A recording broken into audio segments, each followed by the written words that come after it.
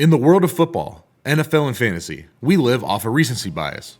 Second-year running backs are players who usually get hyped up if they show any potential at all in their rookie seasons. This year, I've seen Kenneth Walker be super hyped, going as the RB14 on Fantasy Pros and ESPN, while other second-year running back Dameon Pierce is going as the RB19 and RB21. Why are these guys so far apart? Sure, Walker plays on what can be assumed is the better team in the Seattle Seahawks.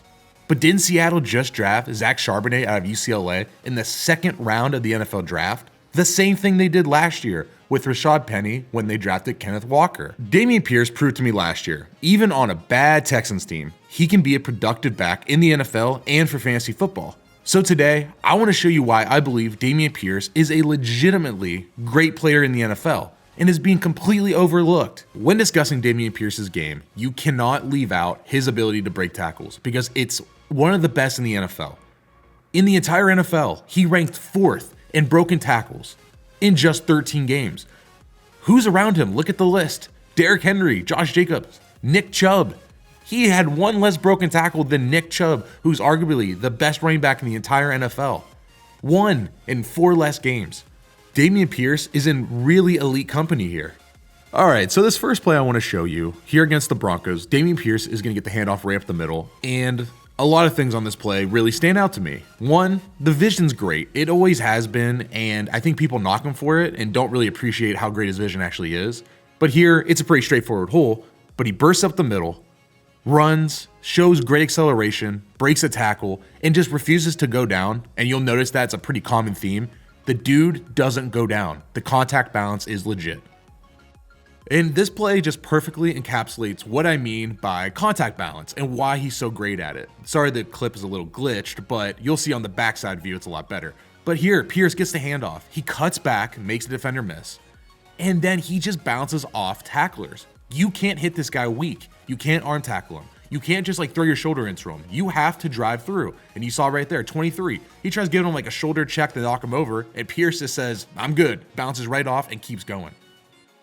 And if you want to see power from a running back, this is the play to watch. Here against the Cowboys, not only does he make a great play on the safety right here, where he runs right through his face, not even close to making the tackle. I like the move that Pierce makes right here in the backfield, you'll see. Here he gets the handoff, sees a hole, and then he cuts just ever so slightly. He hits the hole in the secondary and keeps going and runs through the safety's face. The safeties know, and this just sets up plays that I'll show you later, where he makes defenders miss left and right. It's because they know, I can't just arm tackle this guy. I have to put my weight into him to bring him down. Because if not, I'll end up like this safety and I'll get knocked on my butt. This is one of the best plays of the year from Dameon Pierce. He just reincarnates Marshawn Lynch on this play. He gets the handoff up the middle and he breaks, 1, 2, 3, 4, 5 tackles? I mean, we'll count. This guy just has a mental inability to give up. He lives for every down, gets every single inch he can. And I love that. He's a grinder. He hustles. Look here, 1, 2, 3, 4, 5, 5 tackles he missed. The guy doesn't go down. So I don't want to sell you on Dameon Pierce as just being a strict power back because he has a lot more than that. But his power really sets up his other runs. So here against the Giants, he gets through the hole and he makes a nice, kind of looks like a swim move on a defender. And now he's one-on-one with the safety. But what does the safety do? The safety overcommits because he knows, hey, I have to smack Dameon Pierce to bring him down. And that causes him to overcommit where Pierce can cut back against the grain and gets a huge gain. The power sets up the finesse in the big runs. And here, he's not just a power back. This is an 80-yard touchdown run. And yet, Dameon Pierce, for as powerful as we think he is, he gets that safety to freeze on the edge because that safety knows once again, oh yeah, if I'm going to bring him down, I got to hit him hard. That safety freezes, and Pierce has enough acceleration to make the angle so bad for the safety that he doesn't even touch him. And Dameon Pierce goes 75, 80 yards for a long touchdown and a huge play for the Texans. The biggest thing that gets overlooked in Dameon Pierce's game is the fact of how great he actually is behind the line of scrimmage, whether that be his vision, his acceleration, or his ability to make defenders miss and create plays out of nothing. Pierce is awesome at it.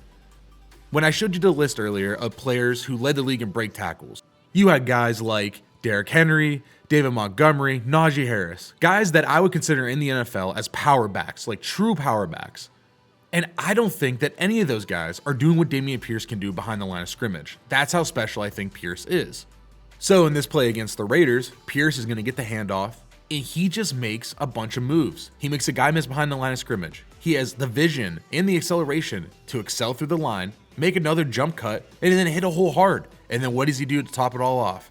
Drags a defender. The guy never goes down. You see it here. Jump cut, another jump cut, gone. In this play I'm about to show you really tops off what I'm talking about with Dameon Pierce. His power sets up his finesse. Here, Denzel Perryman's going to get a clean gap right up the middle. No one blocks. Unblocked defender coming straight at Pierce. And Dameon Pierce just does a jump cut and makes him whiff. Not even close. And that's because he's so powerful. Perryman goes, oh yeah, I got to hit him hard. And Pierce has enough wiggle to do a jump cut to the side. Sure, the play doesn't turn out to be anything really, amazing, but that should have been a loss of 5. And instead, it's a gain of 3. And I want to show you a few more plays that really show you that Dameon Pierce has good vision. Here on this play, he's a big back. The fact that he's running outside, sees a hole inside, cuts, and then bursts through that hole is pretty remarkable. Other big backs usually pitter-patter, or they sit way too long, or right there. They never make that cut, or they try to make the cut, and like I said, they pitter-patter, or they can't get their feet moving, and they get brought down. Pierce is able to stick his foot in the ground and burst through the hole. He has a rare blend of speed, acceleration, and power. Now, looking at this from a fantasy football perspective, because, hey, we love fantasy football, we want a running back that can catch passes. That's not just one-dimensional, gets taken off the field. While Dameon Pierce is never going to be a guy that's going to go out and catch 100 balls, it's not going to happen, there's no reason he can't be in the 40-50 range, which is useful. And here, when we get him into space, he can make plays. I watched Davis Mills. Sadly, it wanted me to scratch my eyeballs out, not check the ball down to Dameon Pierce, and overthrow receivers and tight ends down the field. But when Pierce gets the ball, look at this play against the Browns. He gets it in the flat, and he just runs through a guy. Why don't they throw the ball to him more? I mean, I'm not saying you have to make him a 70-catch guy. You don't have to. But there's no reason a player like Dameon Pierce should not be catching 40, 50 balls a year. He's too good not to.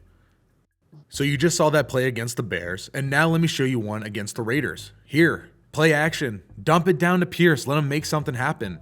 And that poor linebacker has no shot. Pierce just sticks his foot in the ground, kind of gives him a dead leg, and just goes right by him. And then, of course, like I've been saying this whole time, tops it off, runs through a guy, and gets a first down.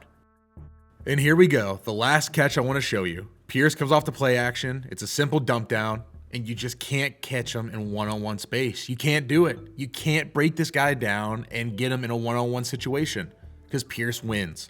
Pierce gets his defender, breaks him down, does a spin move because once again, that defender says, man, I got to hit Pierce hard. I can't arm tackle him. It's a weak tackle. Pierce spins off and gets a first down.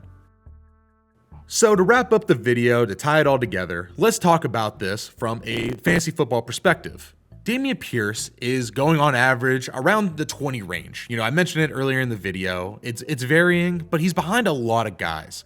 And to me, I just don't understand why. I think it's a big scare of the Houston Texans just being not a good team, which I truly understand. But I just saw Dameon Pierce be pretty good last year with Davis Mills as quarterback, with no true receiving threat there. Why can't they just do that again with CJ Stroud, who I'm projecting to be a better quarterback than Davis Mills? Even if the stats aren't that much better from Davis Mills to CJ Stroud, the difference, because, usually rookie quarterbacks don't ball out. Even if he could just run a functional offense of any kind, I think Dameon Pierce is a good enough player, even on the worst team in the NFL. I still think Dameon Pierce can be very productive for fantasy. I currently have Dameon Pierce as my 12th RB overall in half PPR leagues. That's going above guys like Joe Mixon, Najee Harris, Kenneth Walker. I'm not worried about the team at all. And I think if he is going to go around that, RB 18 to 24 range, like he's kind of being drafted right now, I think you're going to get a steal in what could be the 3rd, 4th round. I just can't imagine him going that late. He's too talented of a guy to go that late.